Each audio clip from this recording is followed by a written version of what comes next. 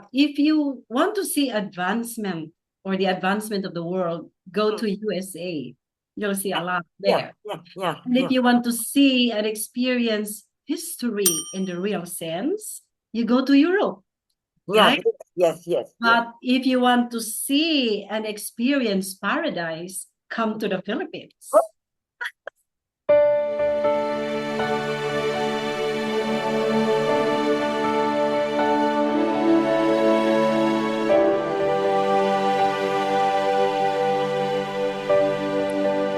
I'm Dina Loomis, and our special guest of honor is Wing magdale-Pike, somebody that I met many years back at the People Management Association of the Philippines. She was a very active member and officer of her chapter. And after some years, she left for America. She got married to an American, and to my surprise, she's back here. Now, Wing, after that very brief introduction of you, many foreigners, expats, are actually choosing now to live in the Philippines. So, I want to hear from you because I know you were already living in America for some time. And here you are, and your American husband is here also. So reminds me of what happened to me before. It was reverse migration. So how true, Wing, is the what we call, what people are saying now, that more foreigners want to live here in the Philippines than live in America, Europe, or elsewhere. How true is that, Wing? Okay, so first of all, thank you very much for having me here. I'm so delighted and grateful for this opportunity to meet you in a different platform. We met several years ago in many instances, and that was a special moment. So you may have heard about this. It's not a joke, but it's like a little bit of a story that I'd like to share. Like, if you want to see advancement or the advancement of the world, go to USA. You'll see a lot there. And if you want to see and experience history in the real sense, you go to Europe. Right? Yes. But if you want to see and experience paradise, come to the Philippines. Oh, I love that. Oh my God. But here's the catch. Here's the catch, Miss Dina. And it's okay if I call you Miss Dina because that's how I used to call you, out of my respect. So it's like, oh, Philippines, it's a third world or developing country. And it's like, it's not as advanced as the other Southeast Asian countries like Singapore and so on. And politics is sometimes challenging, and infrastructure and all those I call it non-life enhancing statements. The way that I would bring that to the other side of the zone, which is the empowered people that we are, is everywhere, like paradise, there's serpent, right? So if you say Philippines is like a paradise, and you say that it's not as perfect as they thought it is, then I would say, like in paradise, there are serpents there. So where else is really smooth and perfect? So it's not about perfection, but it's about how we live what we have at the moment and work it out to make it something that is life enhancing. So I guess that's just how I would like to start our conversation. Yes. So, And Wing, for our viewers' benefit, Wing is from Cagayan de Oro City, and that's where you are now, correct? right. So Cagayan de Oro City is in Mindanao. Yes. And people would call it like the provincial part of the Philippines. Mm-hmm. Though when I say we, Mindanao and the different cities have evolved over the years, just like anywhere else. Even what we believe was true before may not be, like, in quotation marks, less true now because of we are evolving as human beings. So Wing, please remind me, how long did you live in the US? Okay. So just to put it in context, I Yes. left from my previous job, and that Yeah. was where I was so passionate and where we met. Mm-hmm. And I was with human resources. I was doing HR in all areas, and Mm-hmm. I can Mm-hmm. feel uh, the passion for HR people because Uh-huh. I've been there. So Uh-huh. in 2016 or 17 sometimes, so I've been in the US for 7 years to 8 years, something. And Mm-hmm. that was not really the plan. When I left from the job that I called my passion and all, Mm-hmm. it was about like I just wanted life to flow the way God is calling me, because all those years I've been controlling and planning for my career and everything. So Mm-hmm. this time I felt like there's another calling, and I would have wanted to set up my own consulting company. A company in Manila would like to partner with me. And I said, I think I'm ready to be more available. Uh-huh. Uh-huh. But then here's this husband that I have now. Mm-hmm.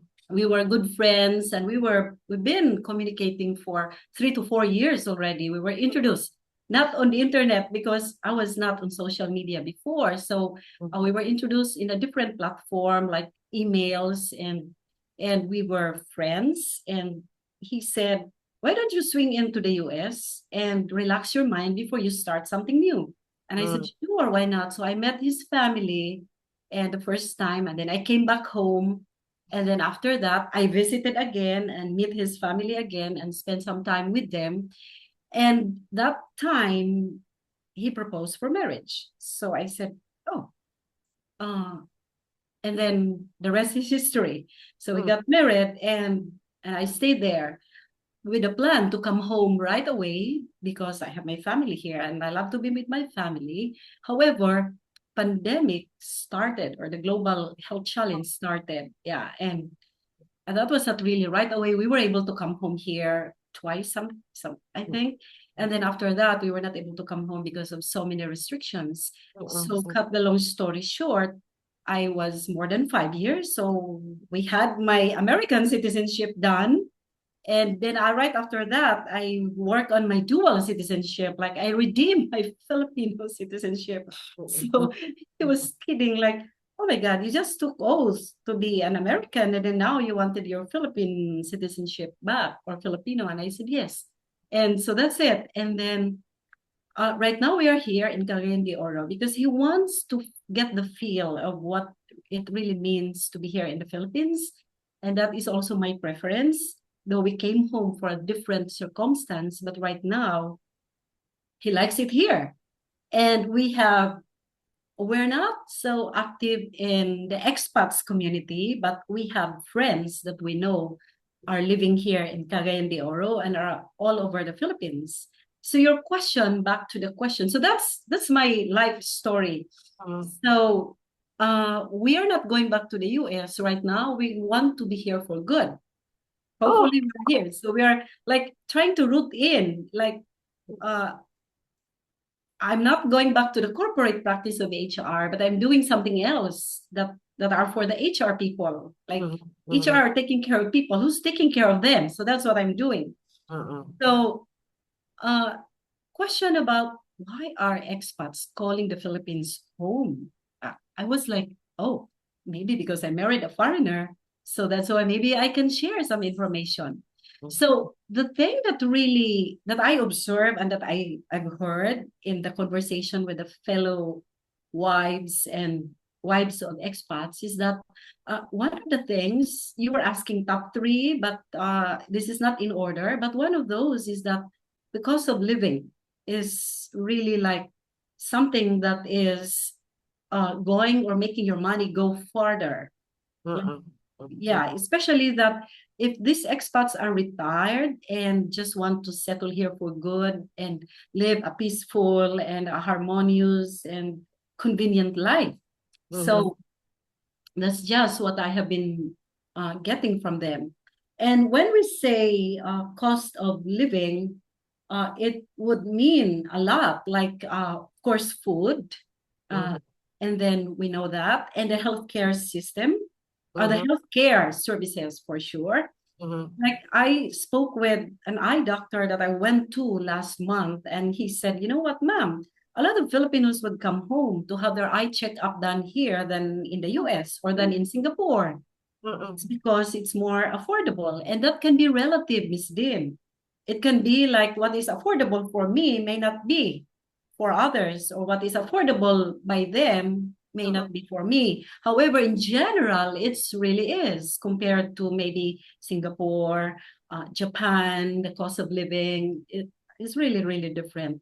But again, it has evolved over the years, depending on where you are in the country. Like if you're in Metro Manila and in other large cities, cost of living there would be different. If you're in the province part, like where we have vegetable garden outside where we can plant food that serves as our medicine and eat it as our medicine and our food at the same time.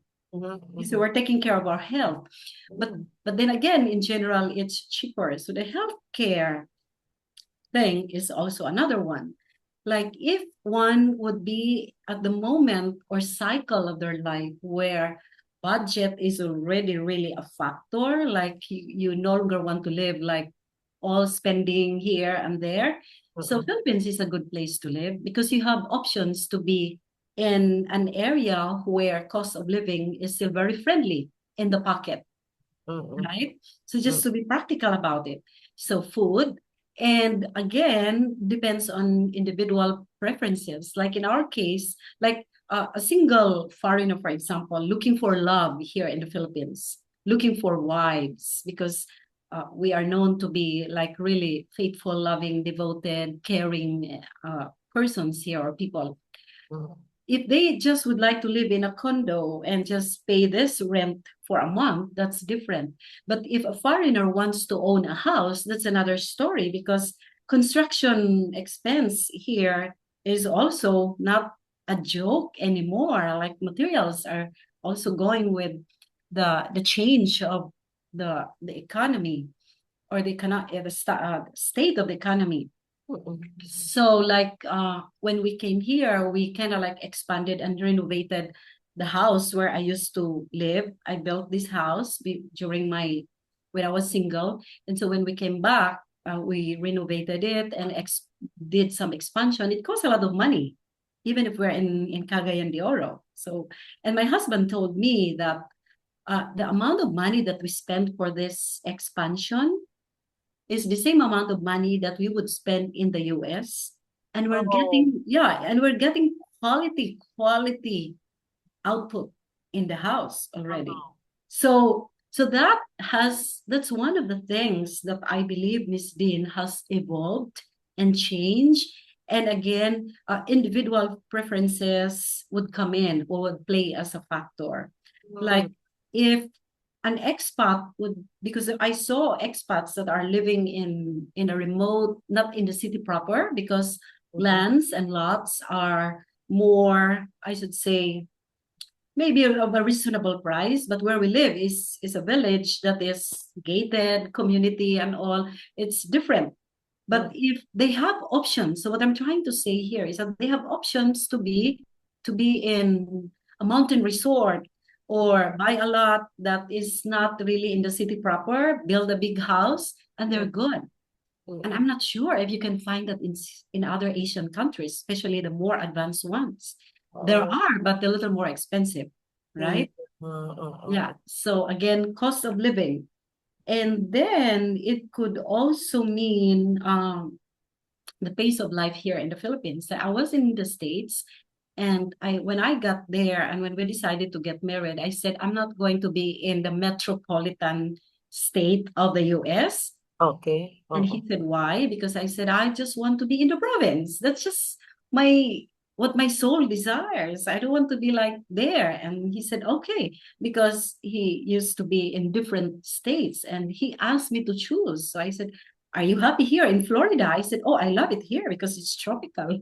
But where we live, tropical weather. But where we live in Florida is in the northern part, that when it gets winter in the other areas or cities or states, we also feel the freezing feeling. So because we are somehow in the with rolling hills, so I didn't get the benefit of not having snow because it sometimes snows where we were. Oh, I Yeah, see. so Okay, yeah, okay. so very seldom, but still it's like freezing, like refrigerator coldness. Mm-mm. So we were not able to come home right away. So now Mm-mm. that we are here, he's kind of like giving himself the permission to love and embrace the culture here. Oh, Especially that the pace of life here. So now I'm going to number two. The pace of life here is still really like not slow, but again, you have options to mm, speed up, to fast forward, mm, or to just let it flow and be present, mm, right? We don't have much options of some things like that when you are outside the Philippines. Like mm, I've been to different Southeast Asian countries, and not that it's like the other countries that is really like that are already past fast pace, but mm, still it's still more I should say friendly to the well-being. If you mm, are into that part of your life that I want to just let things flow naturally and mm, not have to go through the hustle bustle of the universe of the world. So mm, I'll be here in the Philippines. If you go to Manila, of course, it's different. But again, there are options that you go to the suburb mm, and be mm, yourself and treat yourself with the beautiful beaches and the mountain resorts. So that's one. So the pace of life is something that is friendly to our well-being in general, not even wellness, but the well-being. And the other thing that I really see, Miss Lynn, and I'm not sure if it's been mentioned by those that you have read as why expats are calling the Philippines home, is that for most of them that we know have connections or have had tie up or tie or connection mm, before to the country or with the country, like military bases mm, that welcome military personnel to come over. But that has evolved because some military bases here have closed. And that would also mean not having more of them coming over. And mm, this military personnel would also invite their family and friends and relatives, and they would be like, "Oh, I love it here, so I'll be here." So it's changing, it's evolving. But those that have or that had been here in those times when we still have those military bases open, would be like they remember the Philippines as a wonderful place to live, mm, right? Because they have very beautiful experience, and we can drill it down and deeper into factors like people.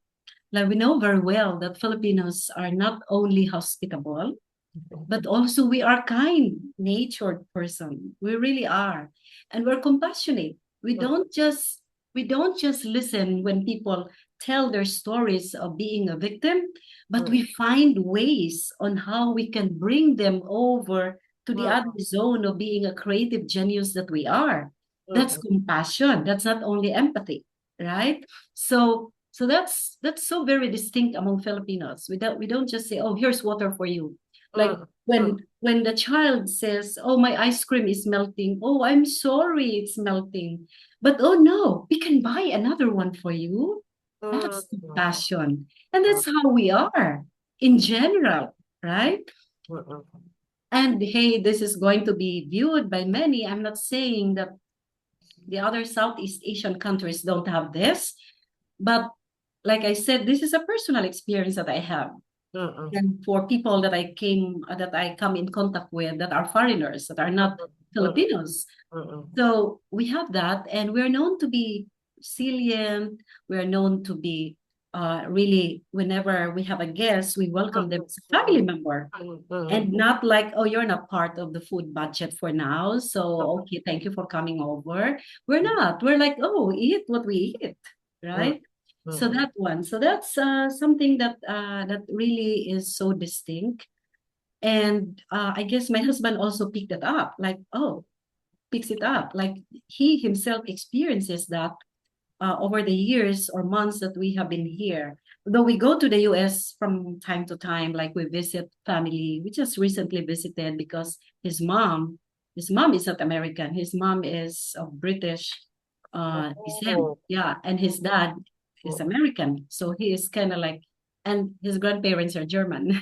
mm, So, mm, so you mm, can imagine the interplay and the mix of culture in the house where I lived mm, years ago in the US, and it was great. It was a very, very mm, enriching experience for me, and so much more when I also decided to go back to work there. So I got the feeling of what it means to be working abroad, you being Filipino and them being really native speakers of the language, you know. So okay, okay. so So, three. yeah. So, Wing, now that you have experienced both worlds, are you happier here than when you were in the US? Oh, that's that's a very tricky question, actually. Mm-mm. Uh, yes and no. Okay. So those two. So again, now I'm presenting you the we used to call it pros and cons, right? Mm-mm, Yeah, I was mm-mm, happier here, of course. I was happy here because it's my territory and I can just be mm-mm, speaking the language, speaking the dialect, and they know that I feel not mm-mm, good and they understood. And most of all, I have my family here. Like I have mm-mm, parents and my nieces and nephews that I want to be part of their growth, I mean, part of their journey to change and growth. So that mm-mm, was like my one of the things that I used to do. I would spend time with them. Now, when I was in the US, it's different. I'm far. I was so satisfied with my uh, job and my career here, and I would like to say that's one of the highlights of my mm-mm, career. mm-mm, When I mm-mm, went to the US, my husband was not really so encouraging me to go back to work because he himself he was having his own business. He's into real estate, and he just wanted me to help him full time. And I said, oh, mm-mm, you're into real estate and I'm into human resources and leadership and also evolved into personal growth. And he said, yeah, try my business and who knows, you would love it. So I tried for some time. I'm very open-minded, Miss Dean. I don't close possibilities right away. I would like to give myself the permission to really try a different way of learning and working and making a living. I like it to working together, but the heart, the passion in me is really like my DNA is really into people, like be with people. The real estate also deals with a lot of people and clients, but the kind of thing that I'm doing is also like really talking with the heart in place, making sure that people are not only happy but are at peace. So finally he approved my uh, request that I'll go back to work, that I would go back to work. So I work for some private companies with some good money and compensation package. And here's the thing, we're so very competitive because, yeah, I came from the Philippines and I got so many interviews. And when they look at my profile, professional summary, they will be like, oh, over 25 years of experience. That was years ago. Over 25 years of experience in human resources, in leadership. Wow, this is great. And I didn't go there empty-handed. I was with my master's degree and my doctoral degree. So they added it on and they really put premium in it. It's so interesting. It's like, oh, you are more than a graduate. You're more than a college graduate. You bring a lot to the table. So we'll give you this and will give you opportunities also to lead. But my request was no, I want to be a follower this time. I have so much of my life as a leader, as in management. This time I want to just be like a follower and see where it goes. But then, of course, their setup on HR is very well in place. They will be like, no, we need succession planning, succession program. So you will be here and there whenever. I said, okay, for now, I'm happy where I am. I'm just being present here. Just allow me to work and I get the feel. And this will be an added experience for me, which turned out to be a career also. You see, when it's your path, you will really be led back to where your calling is, where you are called for. So I was still with HR. I was still in training. I was still in recruitment.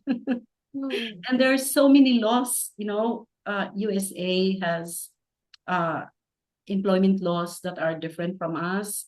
There's, Oh, yeah, so I had to learn fast. And, oh, I and see, I see. yeah, So you had a total of how many years of work in the US? 5 years, I guess. Oh, Yeah, I see. And yeah. you did not have any regrets deciding to come back. No, because what happened to us, Miss Dean, is my foster mother got sick, Okay. and which eventually she passed away, and that was for us like what? And when I came back here at that time when she was sick in 2023, my employer, I told my employer that I am quitting. I'm leaving my job, not you, but my job, Mm-mm. because we would like to take care of my foster mother. And for them, and the good thing is foster mother, dog or pet, they would, whoever is close to your heart, they would honor it. So they're like, okay, go home. And I said, I'm resigning. And my boss was like, oh no, you're not resigning. Ah, If you want to take your work with you, go and do your thing there. And the ah, time difference is 12 hours, you know? So I said, oh, your daytime here, sir. I'll be sleeping then. And they're ah, like, work until 10 o'clock. We'll be happy with that. At least oh, we can still enjoy your skills and your competencies. So I said, I felt so really, really super delighted. And I said, and they were so very compassionate, actually. They were like, you may be needing more money now since your mother is sick. And I said, oh, sure. So I work here for 1 year and a half virtually. oh, Yeah. wow. Yes. So I was the only one that I think was allowed to work outside the country. And Wow. yeah, it was a special privilege, really, because they Oh, really wow. want, they said that we value your competencies and your skills, your knowledge and your experience, and we love you to be here. We want you to be here. But with your circumstances, we would like to support you. Really a Wow. very I call it, Miss Din, an STE, like a Mm, spiritually transformative experience for me. Like wow. being valued that Mm-mm. much by your employer. Like they could Yes. just have said, go home and we'll hire another one. But then cut the long story short, mother passed away, my foster mother passed away, and they still allowed me to work for even almost a year so I can grieve Wow.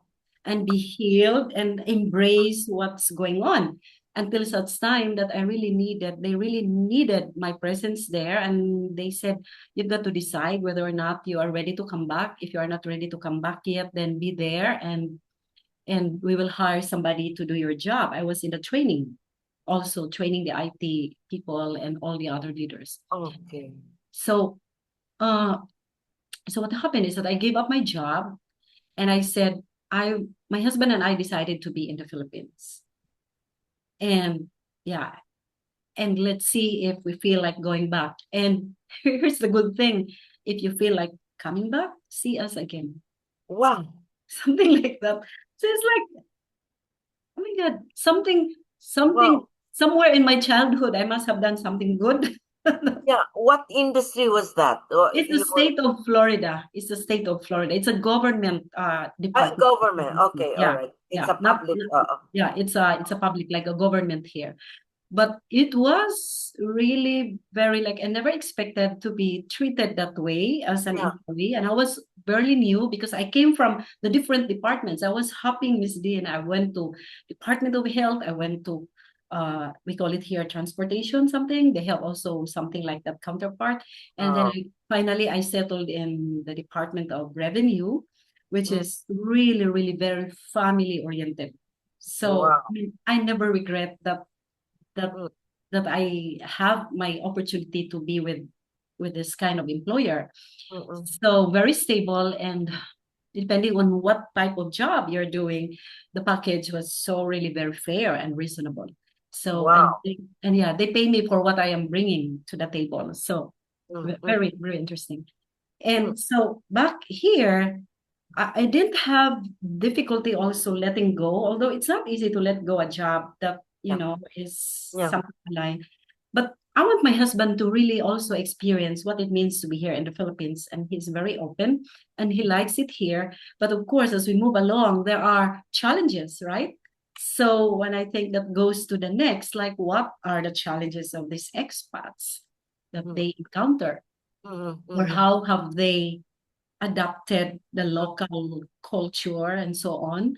So what Mm, we see happening in this scenario is that mm. expats really try to learn the language, not only the language, but also the regional dialects. So that's how they kind of Yeah. like uh, take into a deeper dive on how to belong. So Oh, they learn not only our national language, but they also are learning the dialects. So like where I am, there's Bisaya, wow. right? Cebu is Bisaya. Manila Oh, is, yeah, or if you go to Zamboanga, there's another dialect there because we're so regionalistic. So it's not only the Tagalog oh, thing. oh. So yeah, and then when I say these are the expats that I come in contact with and I interact from time to time. They try to eat local food, like really trying how Filipinos prepare. We have fried fish here, we have pancit, we have adobo, we have humba. And I have already introduced that to my husband when we were in the US. So even with my mother-in-law, she used to love my adobo and my humba. You see? Okay. So, and my husband eats what I'm eating, like all Oh, this food that not all Filipinos would love to eat, like ampalaya.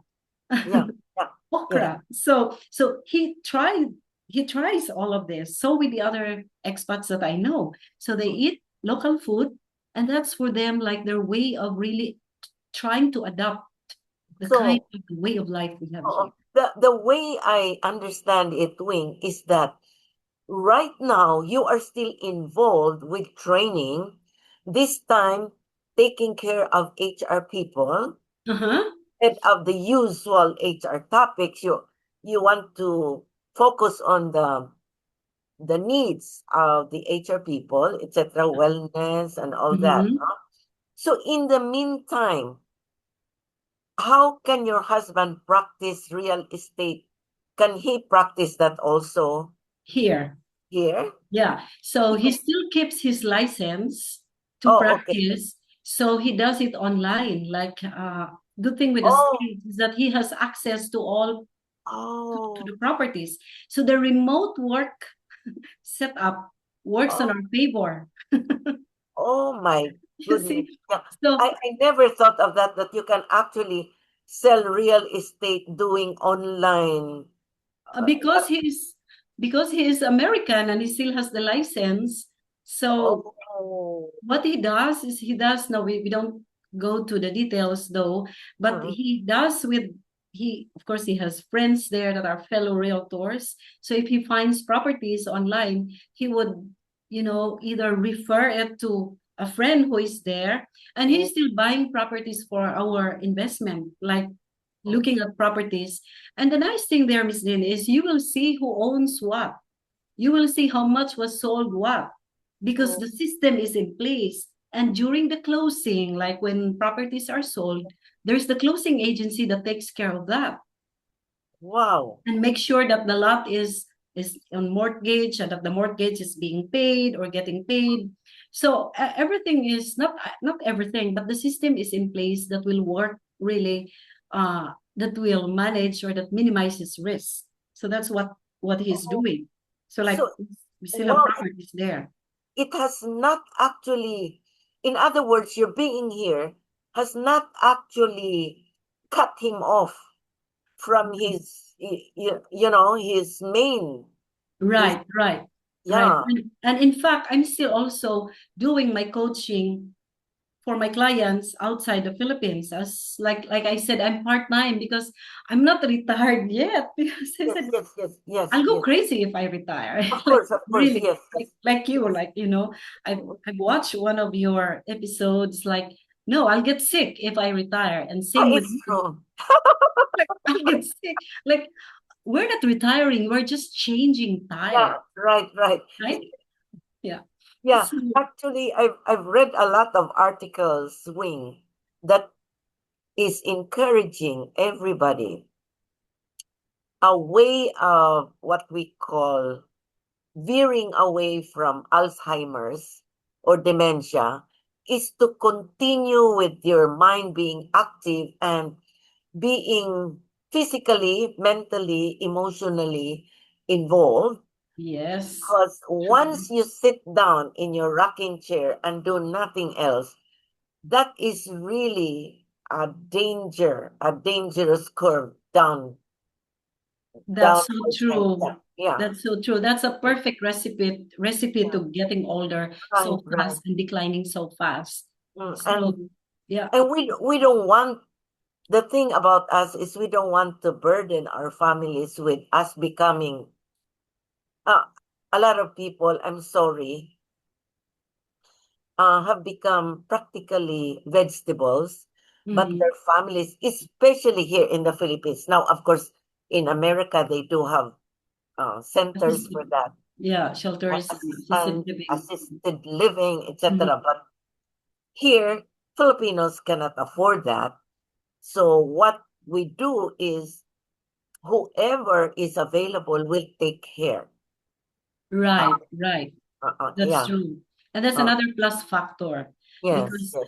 though the landscape of the mindset of the young generation may have changed because they love to travel, they love to explore the world, and Mm-mm, they're more career oriented and they're not even getting married as early as others who were getting married years ago. mm-mm, But mm-mm, I feel that the heart of every Filipino that is willing to take care and to look mm, after their mm. old folks still remain. Oh yes, yes. Heart. Like that's our, I should say, once it's there, it's there. You just have to activate it. It may be Mm, gone for mm, some time due mm, to the mm. introduction of so many options and opportunities, but we always have that longing and yearning to go Right, right. and Yeah. see how Mama is doing, how Lola is doing, right? So, Mm-mm. Right, yeah, right. yeah. So that's one of the main attractions really here. So from listening to you, Wing, I can say that you have already what we call tasted the culture in the US, and of course you have been so used to us, and at the same time you do have fun memories of where you were. And Florida is, by the way, I know Florida is a very favorite place for seniors because yeah, they do have a special place for seniors there. They take care of their senior people very well. I know that. And but you are just what we call, I would say, you have an asset that you bring with you because it's a rich source of experience, and not only with work, with life that you bring with you, and that is just an asset wherever you go. Right. So, Wing, in your estimation from observations, talking with people that you know, do you believe that more and more foreigners, Americans, and otherwise, will still want to come and live here in the Philippines? Lately we were reading so many articles about that Uh, actually, about like because my husband is still well connected with people in the US, like mm, friends and mm, relatives, and mm, he also interacts with some expats here. mm, So mm. that's a very interesting question, Miss Dean, because Philippines used to be uh like an attraction for many foreigners, Yes. but then since time and I should call it like the country has changed or has grown and Mm, has evolved into like mm, there's a mix already of culture here, though we mm, still keep ours with the coming of the different let's say we have McDonald's have been here, Starbucks have been here. mm, mm, Um, there's a law that because I we see a few expats that are supplementing their incomes by vlogging something. Okay, Yeah, okay. so there's a lot of them there, like coaching other foreigners who want to come over here. And they do that in a consulting platform, whatever, where they make money for a living. Well, my husband is not doing that because he's not into that. And he still keeps his tie up with the US business. So, but there, we see a few that are doing that to supplement. However, there's that kind of law that has somehow been, I think, implemented or passed or implemented that made it a little bit challenging for them. Oh, So I don't know what that particular law is, and I don't want to deal with that here, yeah, but yeah. somehow that's one of the changes. And that is also because it was triggered by a particular behavior that, again, we're not talking about the details that have changed that, but it's affecting those expats or foreigners that have been here and have been doing that. And then another thing is you may have also read that there are expats that have been, I should say, experiencing the thing that they never expected. Like they came over here, like those that came over here hoping to find family, to build a family, and and then when they came over here, they realized that the girl or the woman is not for them. Mm-mm. It's kind of like they they invested so much, and when they came over here they were Mm-mm. told that, oh, we don't click, I don't think this will work. Mm-mm. Pack up their things and went back to where they are, and that Mm-mm. can spread into where they live, that hey, and well, it's a sad experience, and it may be not an experience to many, but you see, when one experiences something not nice, they can tell more people. Yes, yes. Yeah, so we still, I still feel that they are coming and more will be coming. And at the same time, we know that there are those that are living. Mm-mm. They're Mm-mm. going back. And you see, they have options. They can live in Singapore, they can live Yeah, yeah. Mm-mm. in Vietnam, Mm-mm. they can live all over as Mm-mm. they want to because they have their money anyway. but Mm-mm.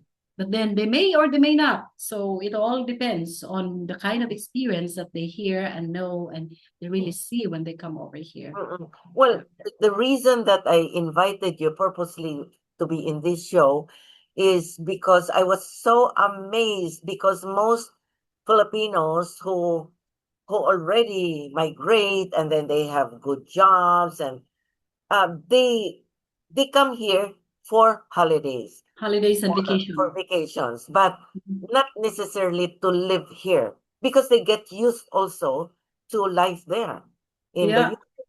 Yes, I used to for more yeah, than 5 years, actually, more than 5 years, about 7 or 8 years. And I love the way it is there. Infrastructure, I can yeah, drive there without the right, feeling yes, somebody, I mean, I was so confidently doing it. mm, And system there, like banking system, yeah, healthcare system, really very yeah, different. mm, Here, while our nurses are so compassionate, but still there is something that we still need to work on yeah, in system. yeah, It may be yeah, cheap, but the quality of services yeah, and right, experience maybe it's still different. right, And that's uh, why even the way that like we are known to be English speaking people, right, right, again, though English is taught in schools since, mm, since birth maybe, but there are certain level or degree of a command that the locals are not prepared to do so, that are mm, not prepared to be able to converse mm, spontaneously and regularly as a language that could also interact with the foreigners. mm, So, mm, but that's why it becomes a barrier. The language barrier is one of their challenges. mm, And mm, like mm. when you go to a bank, I'm not sure in Metro Manila, but here it takes more than 2 hours, 3 hours to open an account. Oh wow, my goodness, Yeah. oh, oh no, So, okay, right. So, but when you are in the US and in other countries, Southeast Asian oh, countries, so there's a lot that we need to really like catch up with. In the right, overall, I still find the Philippines really a beautiful place to live, and that's why I I kind of like encourage my husband to try it here, which he wants to. But it doesn't mean that we are not really like for the US anymore, because there's a lot of things that you can do there that you Oh, cannot do here, you know. yeah, yeah, So there's a lot of options there. But yes, yes, I feel I'm called to be here and serve my, maybe it sounds like heroic, but I know I'm needed here. Like, yes, yeah, yes. I'm needed here. Like Well, I'm, I agree. I agree. yeah, I I'm agree help. with you. I can never forget your warm hospitality, your friendly nature. You were so kind, and I can never forget the way you really chose me. You picked me to go there and do one of my training programs there, and Mhm, it left a very positive imprint in my mind. mhm. And when I came across your profile, I said, "Oh my gosh, huh? You mean she's actually here? Oh, I can't Yeah, believe I'm it!" here. Yeah. And so that's why I thought, "Oh, I got to hear from Wing. So There's got to be a story here." there's Yes, a story, and I'm hoping my husband will like it here forever, because yes, yes, we still have properties there, we still have connections there, yes, and I'm also keeping myself still connected with some yes, colleagues, so that whenever we're ready to go back, I can yes. still go back. And Oh, it's oh, while I'm here, like yes. I said, I just don't sit and just Yeah, relax indeed, indeed, doing indeed. nothing. So Mm-mm. Mm. Well, you're actually right now living in the best of two worlds. And for me, it's not good to just cut all ties. right, Either way, because both there are really also very big things you can accomplish in the US. right, that's true, But really yeah, true. but at the same time, the things that you enjoy here may not always be available in America, and No. especially when you're looking for the kind of deep, deep attachments, relationships, because Mm. I know for a fact, and because if you will recall, I was also once married to an American Right, that's what I remember. who passed away like 12 years ago. Actually, now 14 years ago. Mhm. And he he actually enjoyed life here more than the UA. He really actually, he's one of those who really wanted to live here because he was not feeling very happy in the US. And I Mhm. noticed something else. Mhm. When they have friends, and I suppose it has something to do with the environment, the Mhm. situations, Mhm. because there, if you have friends, you need to travel many, many miles and so many hours, sometimes overnight, just to see a friend. Whereas here, when you tell a friend, "Oh, I'll see you later at Starbucks," and it's like, "Oh, okay, what time?" It's Or there. or I'll come to your house. Oh, yeah, like Yeah, that. And come to the you house. can't do that. In America, you can't do that. I noticed they have this very strict protocol. If you want to go there and let us say a particular time, you have to tell them because I've experienced several times in the with my husband's family, just like other American families. When you go there, you did not tell them you'll be there. They happen to be having lunch. You wait in the living room while we have our lunch. And that really, I was so struck by the cultural difference because I know here it does not matter what time you arrive. If Right. it's your family, your friend, you're invited. And it doesn't happen in the US. No. No, except if it's, I think, fellow Filipino. But if Oh, it's like American, yeah. yeah, Yes, yes. that's so true. So here it's different. So I miss those moments, Yes, really. yes, I miss really, those really, moments. yes. Yeah, There's and something else, Wing. I know you will. You can corroborate me here. I noticed that everywhere I went to the US before, because the reason, long before I got married to my husband, I've been traveling to the US because of Toastmasters International. And I became district governor and I keep on traveling to different states because it used to be all the conventions of Toastmasters were held only in the USA. But Mm. because of the ratio now, more and more members are coming from outside of the US. So they finally decided they had it one time in Singapore, one time in Malaysia, etc. Because they could not suppress the what we call the data anymore. There's so many members coming in already Wow. from outside of America. But this is one thing I noticed. You sit down with them and they will automatically say, how are you? And so I'm so happy to say, oh yeah, I just came back from it. Oh my gosh, I have not even finished my sentence. The guy stands up and walks away, meaning he really did not mean to hear my answer. He just Yeah. said, how are you? As It's like, mechanical. yeah, as a greeting, and he was not expecting me to answer it because he just stood up and walked away. And I was, I, because I took it to mean he wanted to know. But, Right. but most, because not just once, twice, it's happened so many times. I said, oh, so that's part of their culture. Mm. When they say, how are you? It's not really like wanting to know how you are. It's a greeting. Yeah, it's just a greeting. And there's no intention to really speak with you soul to soul. Oh my gosh. It's like a mechanical greeting. Oh, So oh, here we can still have that benefit or privilege or opportunity where we can really be in our truest version of ourselves, you know? that's why after several years of marriage, when my husband said, maybe we can go back to America and we'll just stay there for good.